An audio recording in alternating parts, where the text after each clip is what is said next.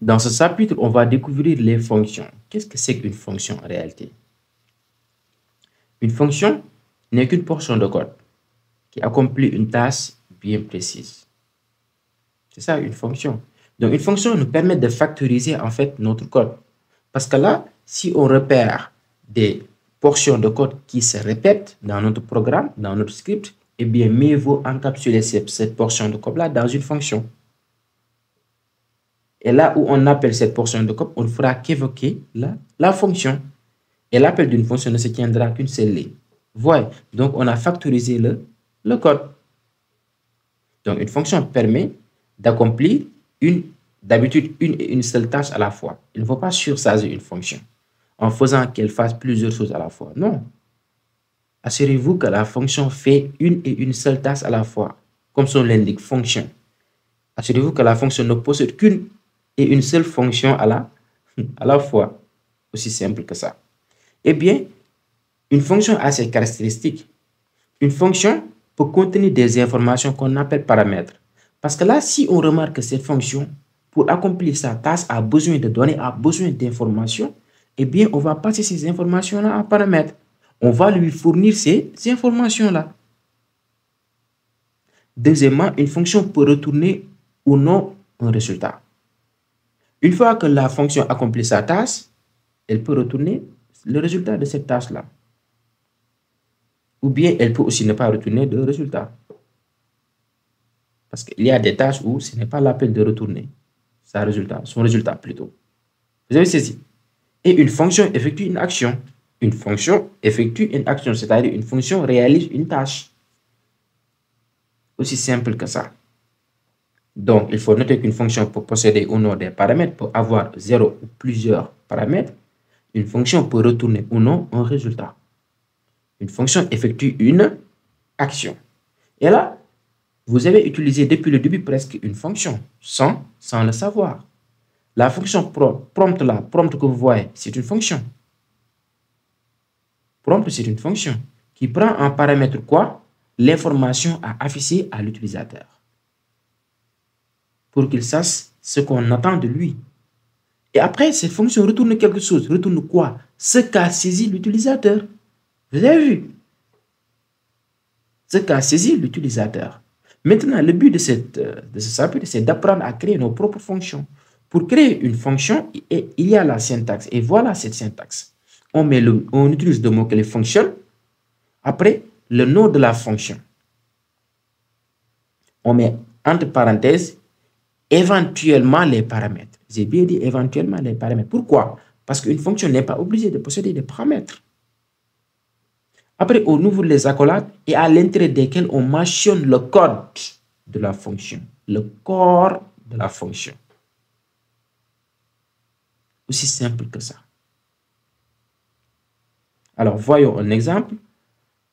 Je vais essayer de mettre en place... on va calculer la surface d'un rectangle, par exemple. La surface d'un rectangle. Je vais mettre une fonction pour calculer la surface d'un rectangle. Je mets fonction, comme ça. Voilà. Donc, pour le name, je mets calculer surface. Calculer surface. Donc, pour le nom d'une fonction, utilisez un verbe, par exemple. Un verbe d'action. Vous voyez. Et soit précis au niveau du nom d'une fonction. Autrement dit, il faut vous assurer que le nom d'une fonction reflète déjà la tâche qu'elle accomplit. On est d'accord? Et là, ici, pour calculer la surface, calculer surface, c'est pas très clair. Calculer surface de quoi? D'un cercle, d'un carré ou quoi? Donc là, je vais ajouter plus de précision. Rectangle. Voilà. Calculer surface rectangle. Vu que ce mot constitue ce nom constitue 3 mots, et bien là, qu'est-ce que j'ai fait? Pour les autres mots, à part le premier, j'ai mis en majuscule sa première lettre.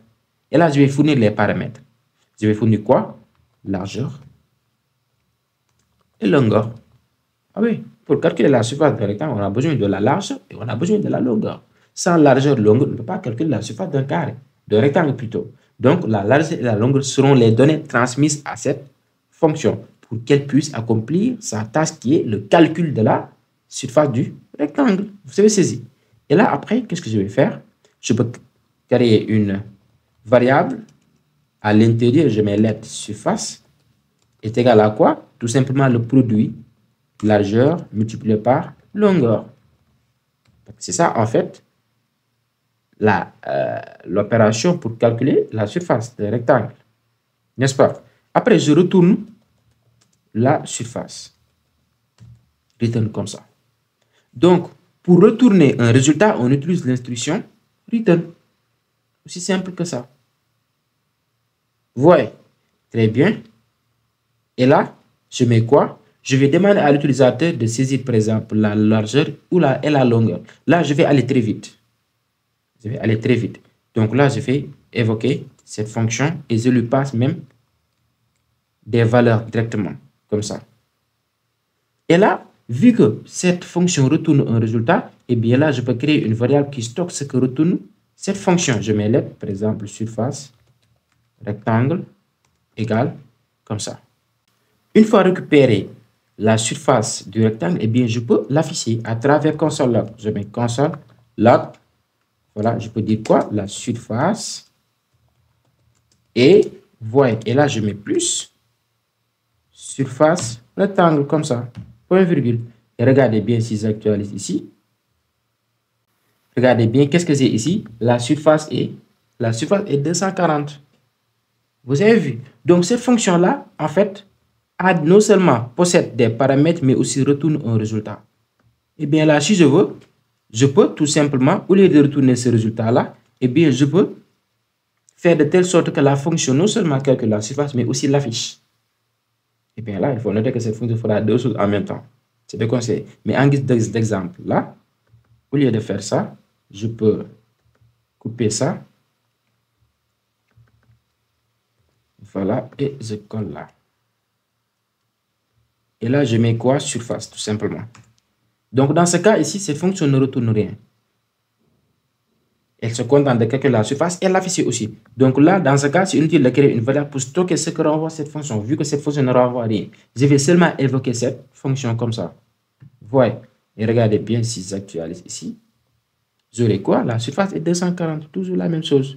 Donc là, j'ai mis des valeurs directement. Vous pourrez demander à l'utilisateur de fournir ces valeurs-là à travers le prompt. Mais attention, il faut faire d'abord la conversion. Parce que prompt renvoie toujours une valeur de chaîne de caractères, une valeur de string. Il faut faire la conversion en utilisant la fonction number.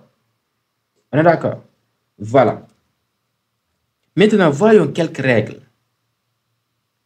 Avant de voir, oui, voyons quelques règles pour coder proprement. Voyons quelques règles pour coder proprement. Donc, pour coder proprement, il faut définir une tâche spécifique pour chaque fonction. Je l'ai dit au début. Assurez-vous que chaque fonction accomplit une seule tâche à la fois. Écrivez des fonctions courtes. Une fonction n'a pas besoin d'être trop longue. C'est comme si qu'elle ne fait pas une seule action à la fois. Voyez, écrivez des fonctions courtes. Peut-être qu'ils ne dépassent pas 10 lignes ou bien 15 lignes au maximum. Ça dépend de votre programme. Voyez, mais écrivez une fonction courte. Normalement, si une fonction accomplit une seule tâche à la fois, elle ne doit pas être longue. Vous avez saisi? Nommez clairement vos fonctions. En lisant le nom de la fonction, c'est comme une variable. En lisant le nom de la variable, on sait automatiquement ce que va contenir cette variable. De même, ici, si on lit le nom de la fonction, on sait exactement ce que contient cette fonction-là. Et nommez clairement vos paramètres aussi. Il ne faut pas mettre des A ou bien des X ou bien des Y. Ce A là, ça veut dire quoi? Ce X là, ça veut dire quoi? Non, il faut être parlant. Le nom du paramètre, un paramètre aussi, c'est comme une variable. Il faut que son nom reflète en fait son contenu. Organisez votre code en plusieurs fichiers. Si votre programme est large et long, eh bien regroupez par exemple les fonctions qui s'intéressent au même thème dans des fichiers, dans un fichier. Vous avez saisi? Donc regroupez vos fonctions dans des fichiers. C'est ça la bonne pratique. C'est ça la bonne structuration d'un programme. Les fonctions ou bien les tableaux, les codes qui s'intéressent aux mêmes thématiques, regroupez-les dans un fichier à part. Si vous avez bien sûr un long programme. On est d'accord? Maintenant, intéressons-nous à la portée des variables. Là, c'est très important parce que là, regardez bien, ici, la variable que j'ai déclarée à l'intérieur de la fonction n'est pas celle que j'ai déclarée ici, let surface. C'est pas pareil. Eh bien, cette variable-là qui est déclarée à l'intérieur de la fonction n'est pas accessible en dehors de la fonction. Parce que là, si j'essaie de faire console log,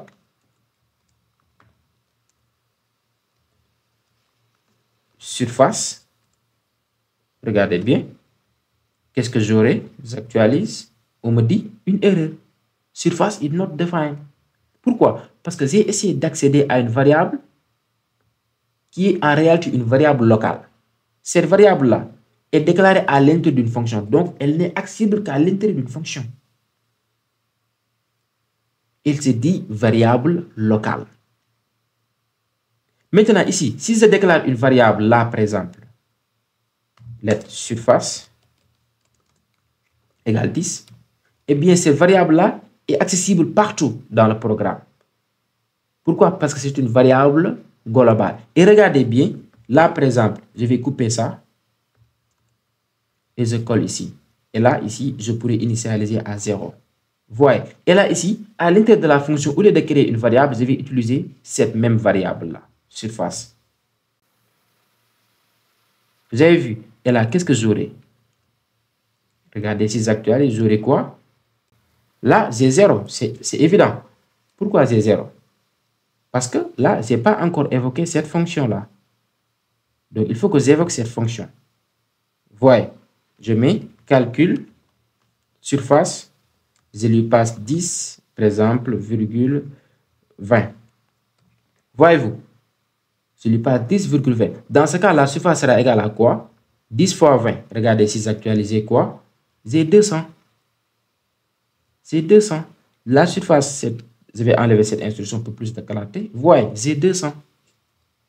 Donc, la variable qui est déclarée en dehors de fonction, dans le programme, est bien accessible partout et pas accessible en dehors des fonctions comme à l'intérieur des fonctions. Et elle s'appelle variable globale.